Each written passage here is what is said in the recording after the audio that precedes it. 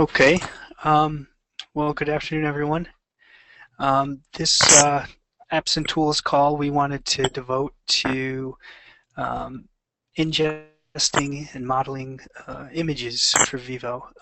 It came up on the call last week, and I know from experience that it's kind of a challenge. And Patrick from Duke has graciously agreed to show us or he's already sent a link to the mailing list, but show us some code and talk about how they've addressed this problem there at Duke.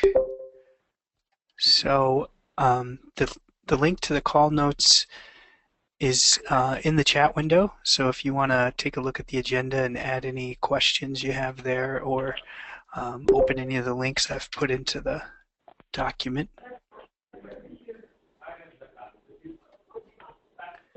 So, Patrick, are you sort of ready to walk us through the code you posted? Yeah, sure am. Would you like me to give you control so you can present? Yeah, sure. Yeah, if you want to switch it over to me, I got some slides here to walk through it a little bit easier. Let's see. Oh, great. Okay, so can you see my screen there? Yes. Okay, get rid of this down. Okay, so yeah, so I've got the code out there. It's in a gist on GitHub, the links at the end of these slides. But I just pulled out some of my notes as I was going through it because I just think there's a lot of detail there that might be pretty specific to our implementation of this. So I just wanted to kind of pull out what I think might be most useful to everybody else. So just a quick overview, when we do image uploads here at Duke, we've replaced the VIVO editing with our JRuby application that's running alongside it. Basically, we have user-initiated uploads. They can do their own cropping there. And this is just a list here of the things that we're using.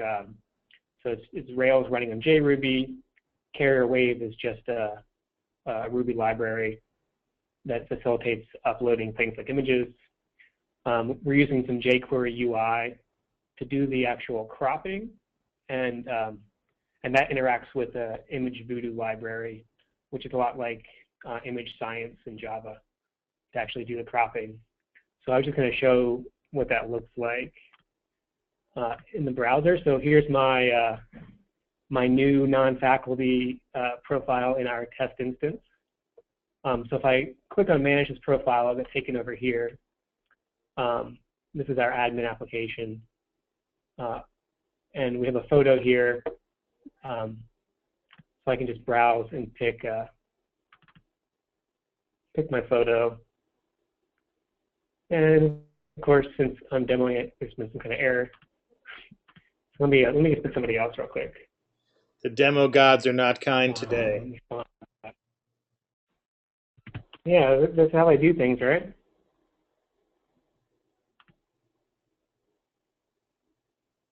It might be because I'm a non-faculty user. We might have some kind of bug, like uploading a picture twice. I uploaded a picture earlier today.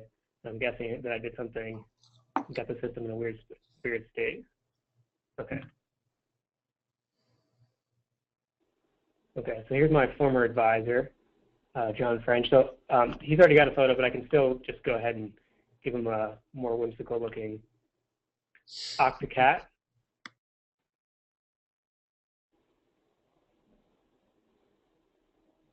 Okay, so this is just our basic jQuery thing. You can crop and resize, that kind of thing. Save it, and it saves it just how you'd expect. Let's save it here, and you can go back and view them. That was awesome. In Vevo, and there it is. That's right. Okay, so we can do that on an individual basis, and I think that's probably how a lot of our images come in. And we can also run a batch load that basically runs through the same code. So let me get into some of the details there, how this works.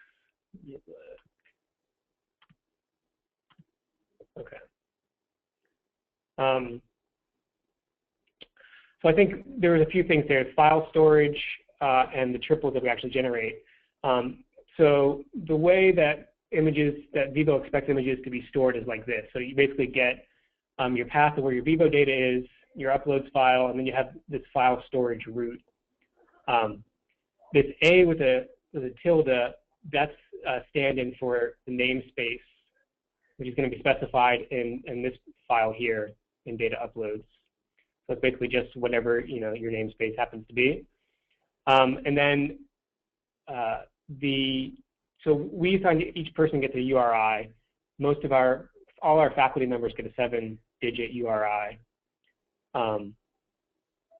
which I guess it's part of their URI. I don't know if that's kind of confusing, but anyway, so it's basically just the first 3 digits and the next 3 and then the next 3 and so on as directories, and then the image gets stored in something called image underscore and this URI.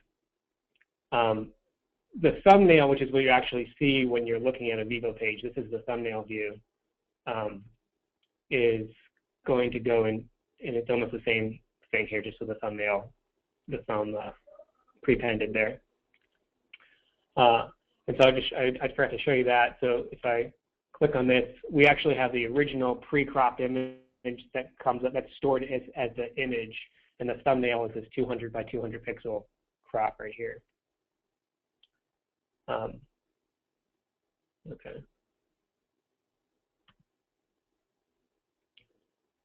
Let's see here. Yeah, so that's just about, our thumbnail is 200 by 200 pixels. And so the code for this is what I have here in this gist.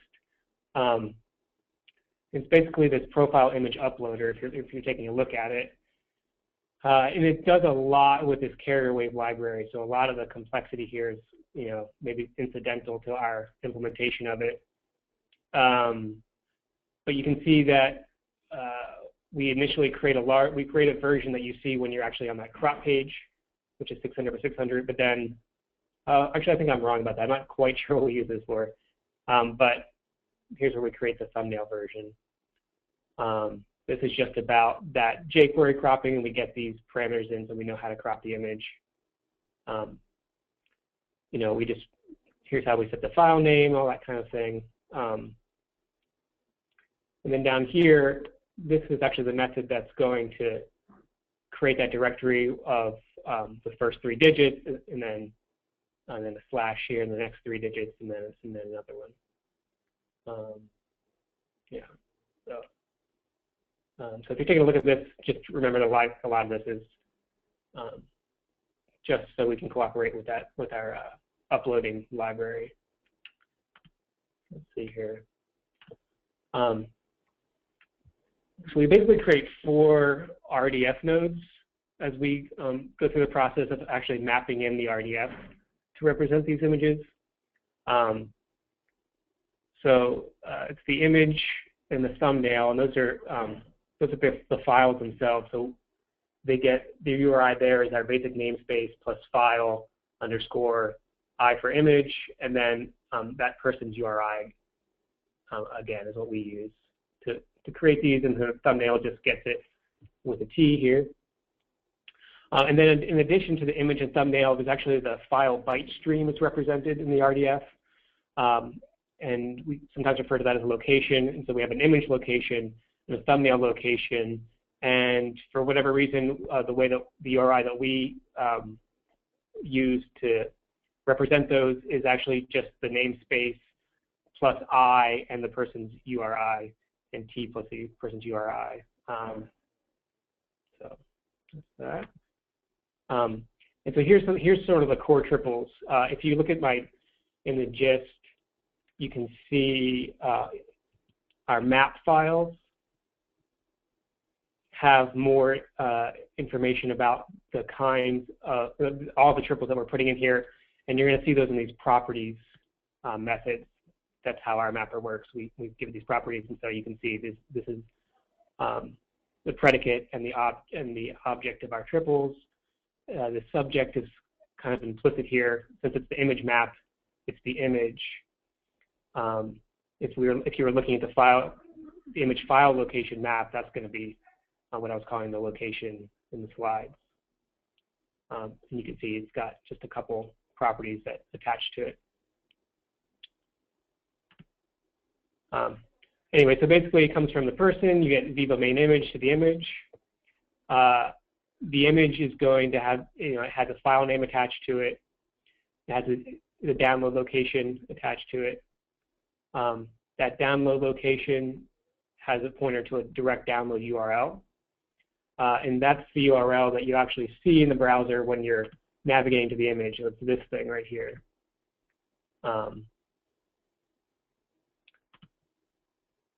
And there's a version for the main image and a version for the thumbnail. And then the image is going to actually point to its thumbnail, and the thumbnail has most of the same triples as the image, with the exception of pointing to any kind of thumbnail. So if I head back to my code in the gist, that's why there's this if statement, because we only want to create these two statements if we're not dealing with the thumbnail. Now, So you notice this is kind of vpublic part of your namespace. I see there that you're setting vpublic properties. yeah. So we have a module called RDF prefixes, where that's where we're defining that. Yeah. So basically, like everywhere we have we can use Vevo or Duke. I could show you that file if you're interested. Let's see. I don't know if you all can see this very well.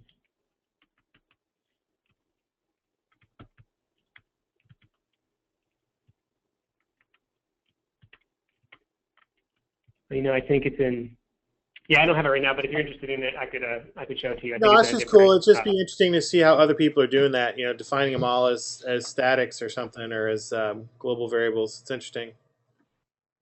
Yeah, so we just stuck all of ours into this module here, and it's in our Vevo mapper code, which we had on GitHub. So I could track it down pretty quickly, but No, if it's up there, I'll go find it. Thanks. Sorry to interrupt. nope. Yeah, so there's this one thing that I was going to flag is that we added in our ontology extension, we actually added the inverse of main image, and I don't know if in 1.6 that exists. But just because of the way our mapper works, we're starting from the image itself, so we wanted to be able to specify a predicate that pointed back to the person.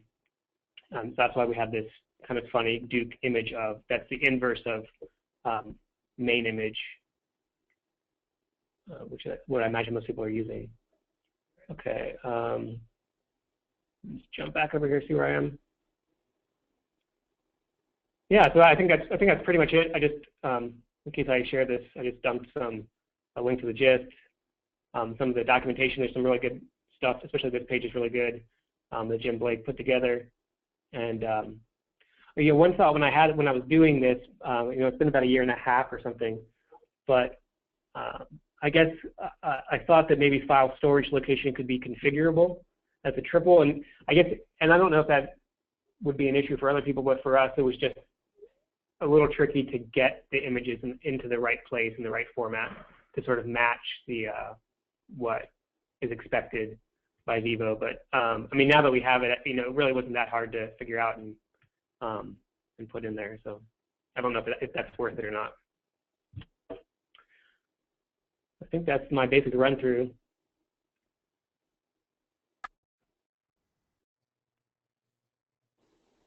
Okay, so does anybody have any? Well, thanks, Patrick. It's definitely good to see.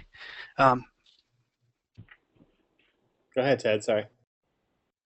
Oh, I was just thanking Patrick for showing us their approach. We've done something similar, and it seems to be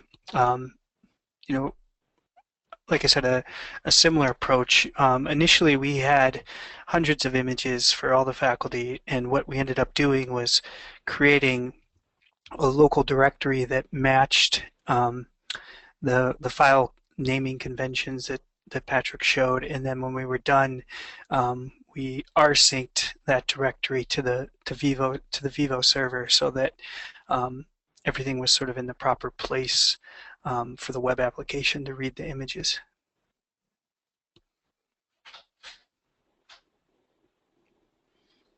Mm-hmm. Hmm.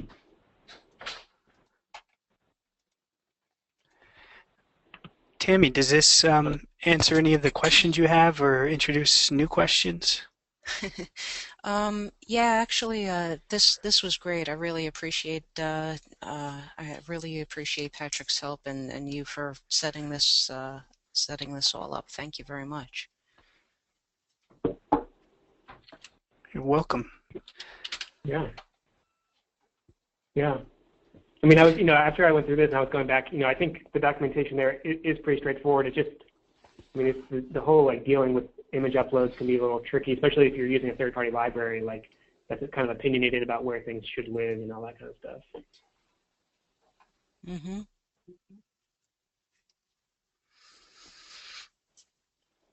When you're putting in images, are you using the VIVO application itself, or are you doing something separate? Well, here's the thing. We're pretty much just going to upload them in bulk, and probably name the images something that could be something logical that could be mapped to the profile, of course. And so we were wondering, uh, how you work the file structure, and that whole it's the first 3 digits, then the next 3, and then the next. That that makes a lot of sense. Thanks for distilling all that. Yeah, and actually, so when we do, and I didn't include the batch uploader here, but when we do those batch uploads, we basically ask that people give us a file with all the images named with a Duke unique ID. Mm-hmm. And the Duke unique ID is what we use to make their URI. We just do like we just kind of hash it a little bit to create their VIVO ID. Yeah. Mm. And we did something similar where we actually downloaded them over the web from the existing profile system, but as we were downloading the images, I renamed them to match the unique faculty ID so that when we were creating the RDF, I didn't have to, look up the URI for the faculty member, and that seemed to be a convenient shortcut. Right. We did a similar thing here at UF a couple years ago. We did the bulk upload. We got them with their university identifier, and then we renamed them with kind of a hash of their VIVO URI, part of their VIVO URI, the N number we use.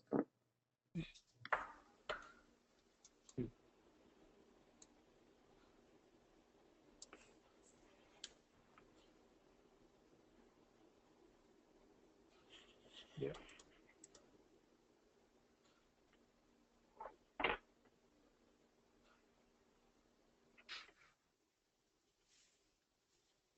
Yeah, so I mean,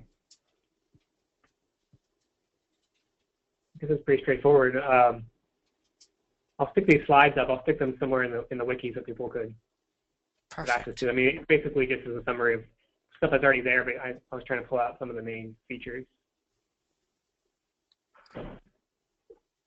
Yeah, that was a perfect highlight of the main features. Thank you.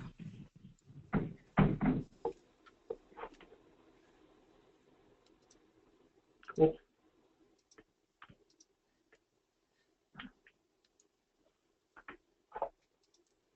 All right, well, does anybody else have any questions or anything to add? I mean, might be about all there is to say about image uploading in VIVO. This is Jim. Sorry, thanks for the presentation. I just want to say, the whole thing that you're explaining is one of those things that we threw in and figured would be good enough for now, and hasn't come to the top of the list to re-implement in a easier way. I mean, there were reasons for all these obscure mechanisms. Some of them, like how the things were tied together in the ontology and the triples that are necessary, are places where I certainly have no input. I defer to those who know ontologies for something like that. I guess what I do want to say, though, is that one of my priorities for the next release is to make it so that this is much easier, much more easily replaced.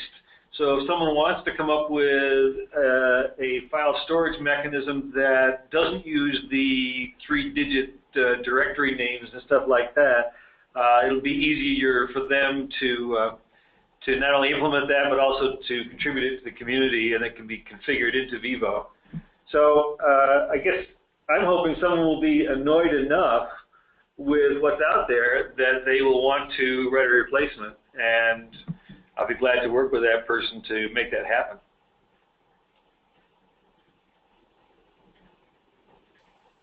Yeah, that seems fair. And I think with Jim might be able to correct me if I'm wrong, but with a little tweaking of the templates, you could refer to images that were on the web somewhere, so the Vevo web application doesn't need to store them locally, if that's true.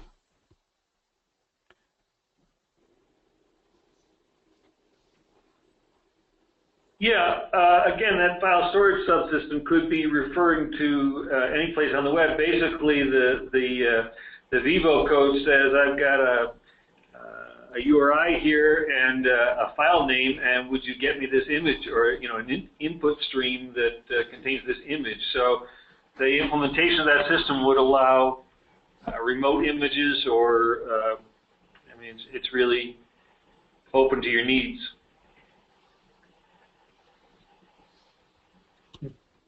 Hey Patrick, this is Chris Barnes. I just have a quick question. Do you guys run Vevo on like any kind of clustered web front end, and do you have to replicate this directory, or do you mount it from a different location? Oh, yeah, that's a good question. Yeah, because we run 2 Tomcat instances that are load balanced, each running Vevo, and actually on our production servers, the admin application is running on a separate box. So we basically have 3 different boxes that have to talk to each other. So we just have shared storage for this directory. So all those servers have access to it, which has worked well for us in the beginning. We had some problems with network availability for that shared drive, but it has been working for us for the last couple years without any hitches that we've noticed at all. So do you like NFS mounted or SMB mounted or something in the same location on both servers?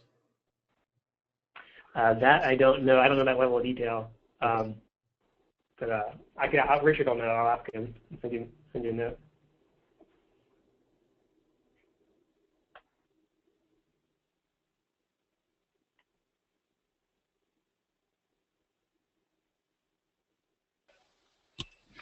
I tried to say this earlier, but I have a bad habit of muting myself.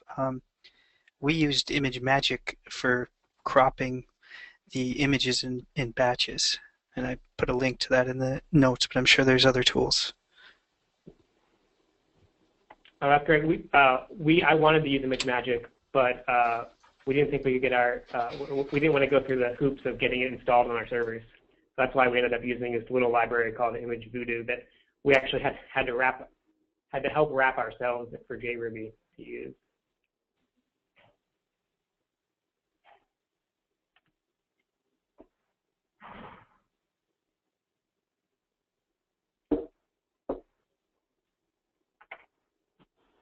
Yeah, I want to say thanks to So if we don't for pointing me to Java Image Science Toolkit. Did I get that right? Yeah, that's right. And so we're using this. I don't know if you can still see my screen, but we're using this JRuby Image Voodoo, and it's compatible with Image Science. So it doesn't really use it under the hood, but it's basically got the same API.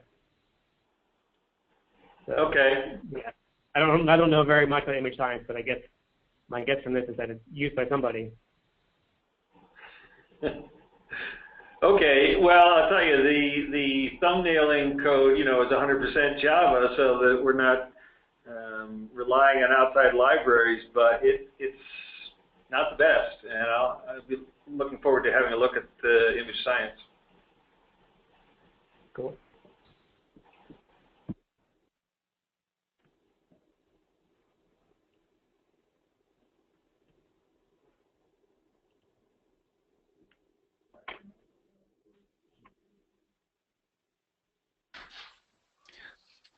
So I put links to many of the things we talked about in the notes. And once again, thanks to Patrick. If we don't have any more questions about image upload or comments, we do have some time, and Alex had some questions about the VIVO Vagrant install script. So Alex, do you want to let us know what you had in mind?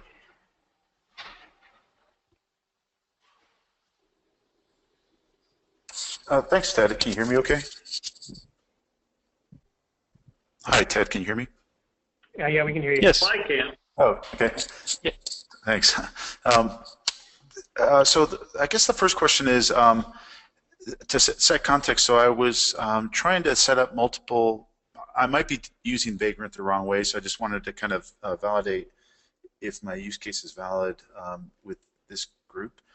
So what I'm trying to do is maintain multiple VMs with different versions of Vevo, so I can easily test things out on 1.5, 1.6, 1.7. And so what I was doing was just basically doing cloning into new directories. So I have 3 different directories on my local machine with cloned versions of those different repos, and one of them is, I think, just the master, which is 1.6, but then I'm also doing a git checkout 1.5 and a git checkout develop on the other 2, so that they should more or less be pointing out 1.7 and release candidate 2 and 1.5 instances. And I'm motivated by being able to have all 3 of them kind of at hand and just be able to suspend and resume them, rather than having to go in and do a git checkout. If I only had one, doing a git checkout in that single one and switching in that way, and then having to do a rebuild and maybe do something with the database. So I was just wondering if other people, if that's a valid way to use Vagrant, so to run different versions of Vevo on a single development box, or if there's a better way than what I'm trying to do with having 3 guest VMs. Did that make sense? That question makes sense? Yeah, I think so. I've done a little bit of this, maybe not as much as you, and I tend to use the same VM just because there's some bootstrapping that has to happen for those that I don't want to repeat. And so I set up a different database for each instance, and then save the properties files, and then copy those in place when I'm switching versions. So I know downloading a separate box for each one does take up a lot of disk space too. Right. And as far as the Vevo Vagrant image, it uses the 3-tiered build method and checks out Vevo and Vitro through Git. So you can switch between any checkout really that you want using that, so that are the default setup. So there is some flexibility there. I don't know if that helps at all. No, I mean, it helps to hear that that's an alternate approach that's worked well for you. So you're saying so I was just making some notes in that doc. So you use a single Vagrant VM, for lack of a better, I'll call guest, but you maintain different multiple databases for different versions. And which property files? Was it just deploy properties? So I'm sorry, there's a lot of background noise here at the moment, but starting in 1.6, you will have build and runtime properties. So you would want to have, version specific, I would think, copies of those. Which you can define in bootstrap.sh. So down here, what we do is we start with Ted's Vagrant, we build it, and then we go and we get our, from our local Git repositories, we then check out our local modifications, customizations, our local 1.5 build.properties, and then we do a rebuild. And then we restore our database backup over top of the default database, and then we get a Vevo Vagrant that looks like UF. It takes about 2 hours the first time because the restore takes so long, but you can do a lot of stuff in bootstrap.sh where you can run shell commands after you get basically an empty Vevo. Okay. I think where a lot of people try to do is they try to do all the steps all at once during the build, and it's like what we try to do is our approach is to build a working one that's kind of empty, and then go make add-ins after that.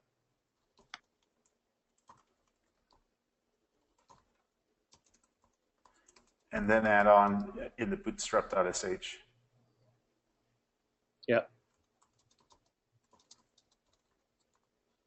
Thanks, Chris. So like we copy over our custom images, like for example, or we copy over the actual image files, people's pictures.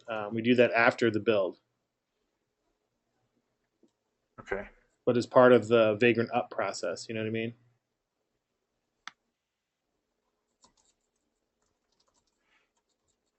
Thanks, Chris.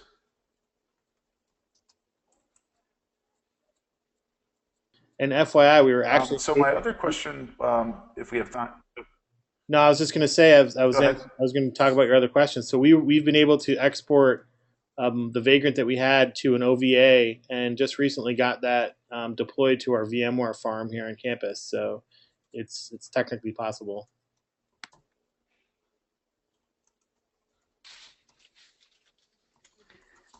Well, that sounds pretty neat. We didn't want to have to build it all over again. OVA is the it's the VirtualBox open visualization format for the files. Like so with VMware you get VMDKs, and with VirtualBox you can get OVAs.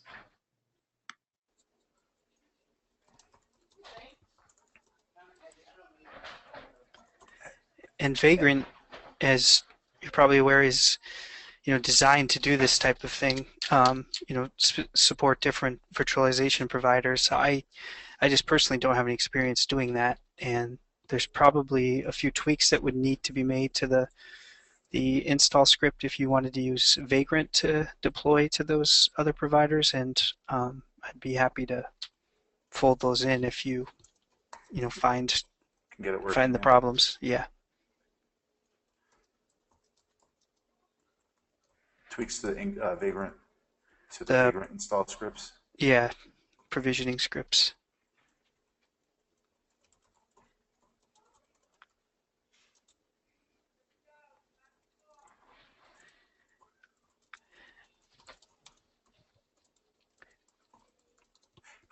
One other question kind of related to the first item was, I was wondering, Ted, so when so if I want to work with develop specifically, so it looked like Jim, calling out Jim that for verification that when he tagged release, so that the develop, I'm trying to think of how to phrase this, but basically the 1.7 release candidate 2 tag is equivalent to the develop branch. And I'm not sure exactly if that's maintained explicitly or just happened to work out that way in this case. But so it looked like if I wanted to grab the latest 1.7 code or release candidate at least, I could just do a checkout of the develop branch for the Vitro and Vevo projects. Is that, Ted, how you've worked with your Vagrant? Yeah. So as you noted in the README today, when you install the Vagrant image, you're actually installing another Git repository that's a project template for Vevo. And if you want to check out a release or a branch of Vevo, you can just, from the Vagrant image, cd into the Vevo and Vitro directories and check out the branch or the tag that you want to experiment with. So then just doing it. Go ahead. If the release candidate 2 tag is the same as the head of the develop branch, that's purely coincidental. But in fact, at this point, I really doubt that they're the same. So you you should be checking out the particular tag or the maintenance branch for that release.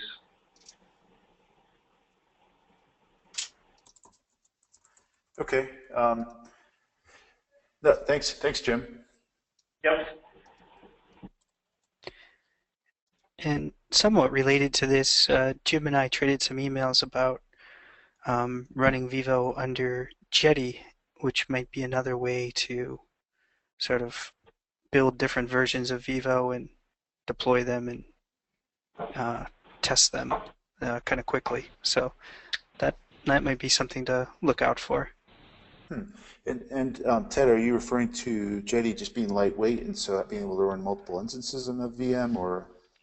Yeah, and some of the work that Jim's been doing seems to be, reducing the dependencies on MySQL and things like that. So it seems like, more options are going to be available down the road. Yeah, thanks for that observation. Yeah, Ted, I don't know if you have gone back to that the issues you were having with Jetty. I haven't taken a look at it yet. As far as MIME type. I haven't had time to spend on it myself either, but it seems like it's pretty close to being doable. Just have to get through some configuration issues. Okay. Mm-hmm. What I am working on at this point is, as you say, trying to reduce that dependency on a database at all to be easy to put things into TDB. My real goal, if no one interrupts me, is I want to take the Weill Cornell data that we were doing performance testing on and see what the performance numbers are like if you use TDB instead of SDB. They tell me it'll be faster, but I'd like to see it.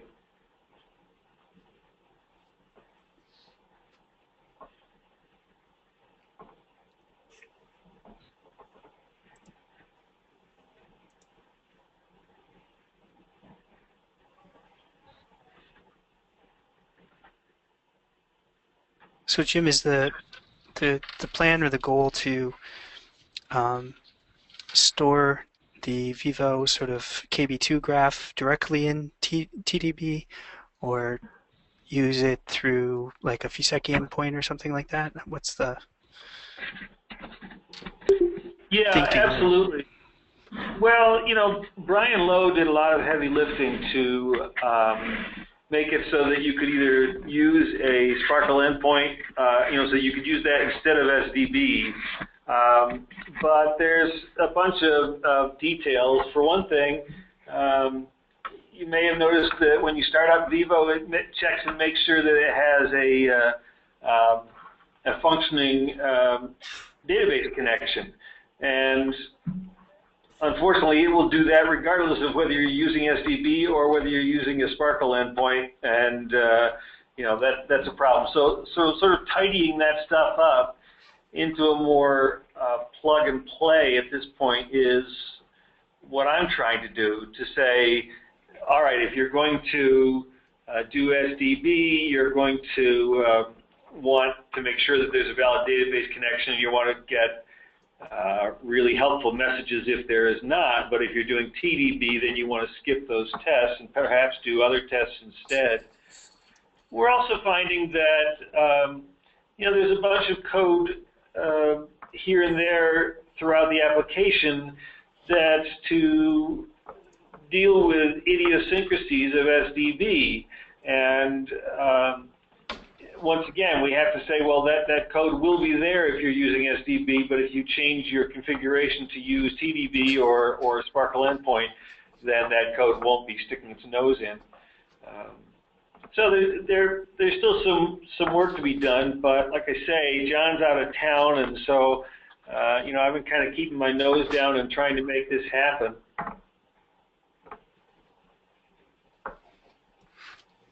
No parties while John's out of town?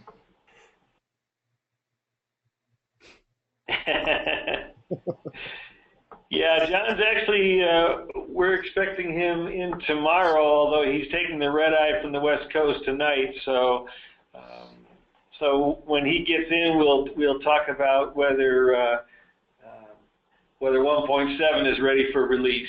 At this point, we're at that, just wanting to get his stamp of approval as long as he'll be here one more day.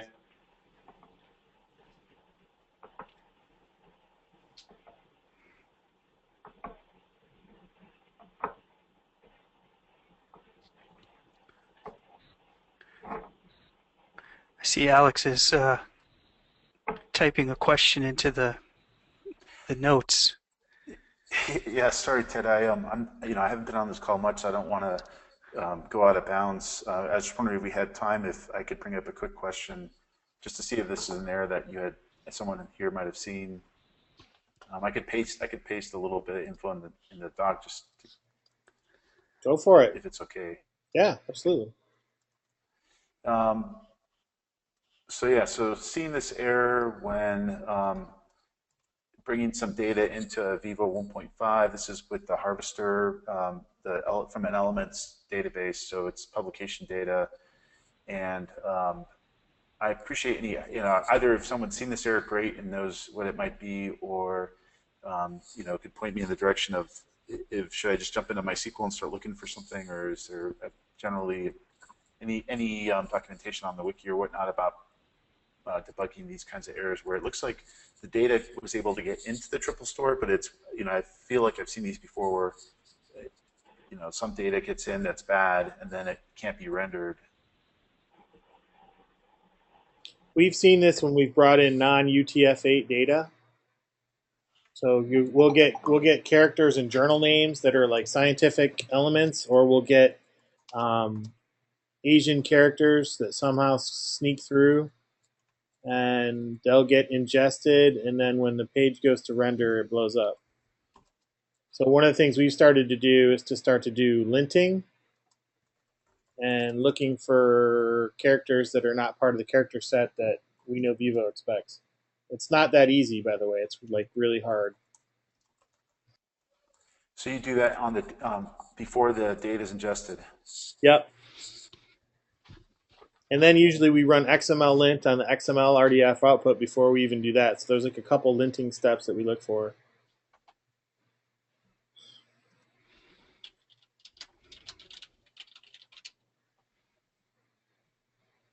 So the XML lint is kind of, yeah, thanks for jumping in there. Anyone else run into an issue like this? Yeah, we've seen similar problems, and sort of echo what Chris said. Looks in this case the $ was left into your URI variable. As far as removing them, I think you can run a Sparkle query to, it'd be a pretty expensive query, so it'd be better to know more about the potential candidates, what types of triples have this problem. But you can convert the URI to a string and then do a regex for the $ in a Sparkle query.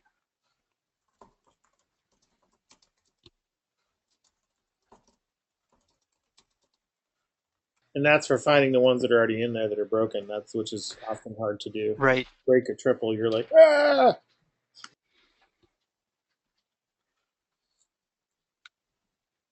So that's kind of the last resort there is regular expressions and Sparkle queries.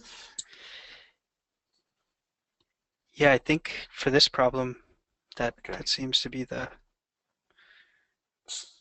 And any hacks on the MySQL side? Has anybody found it ever useful to look in MySQL, or is that just asking for a waste of time? From what I've read, it's really discouraged. That you should use Jenna to interact with MySQL. Okay. However, was it Tammy or Eliza that had some really cool MySQL queries that let you pull triples back out of the MySQL database? I've seen some of that. Was it you, Tammy, or was it Eliza? I do that all the. Well, I do that all the time, but I think Eliza published hers. Oh, okay, so if I get desperate, I might look for something from Eliza. No, you need to send Tammy some chocolate, and then ask her which query that she needs to give you, and she'll give it to you. Well, it's like Sparkle is my best friend. It's, like sure, send me some chocolate, dark please. And yeah, I mean it's, query what you need and then just generate it with a construct and pull it out. Just like a bad tooth.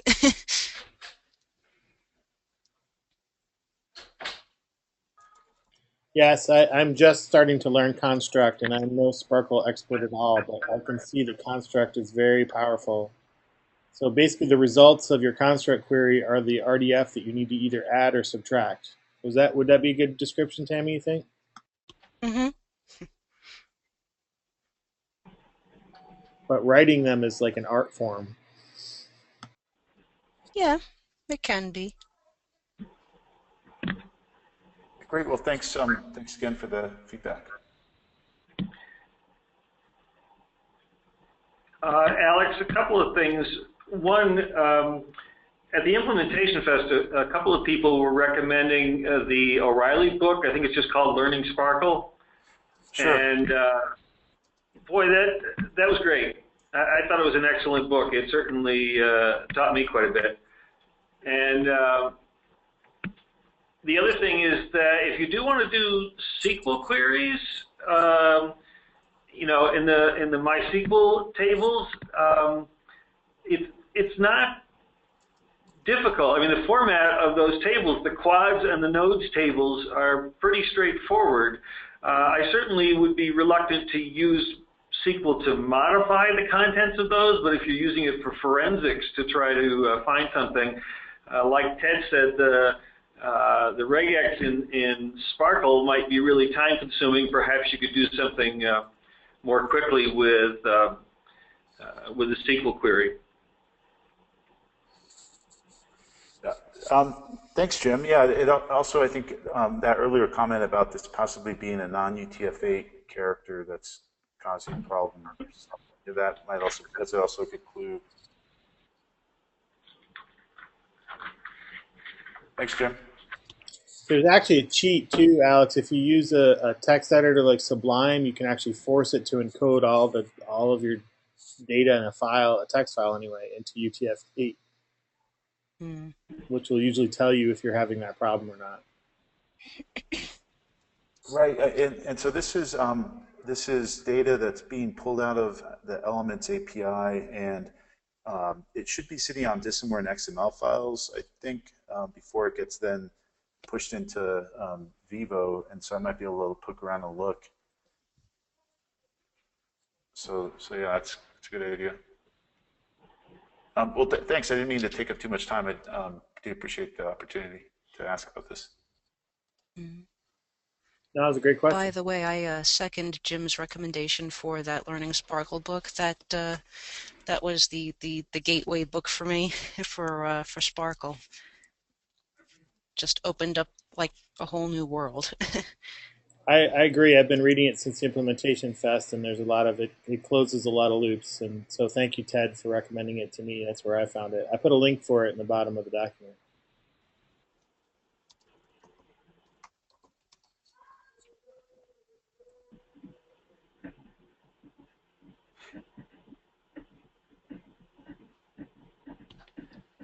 Well, if that's all we have today, thanks everyone for attending. Thanks, Patrick, for the demo.